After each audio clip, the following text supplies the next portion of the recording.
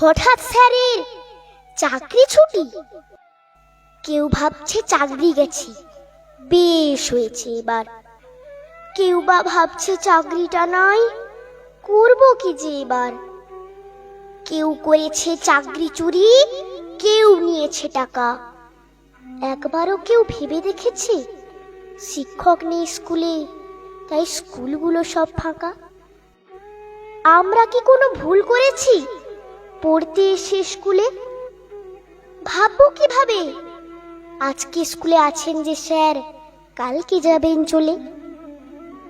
জড়িয়ে ধরে বললেন, স্যার আসবো না আর স্কুলে। হঠাৎ স্যারের এমন কথা বুঝতে পারিনি খুলে। চারিদিকে তখন হো হো পড়েছে, চাকরি গেল সবার। ক্ষতিটা যে কার হলো জানি না, ডুবলো ছাত্র সমাজ, এবার ডুবলো ছাত্র সমাজ।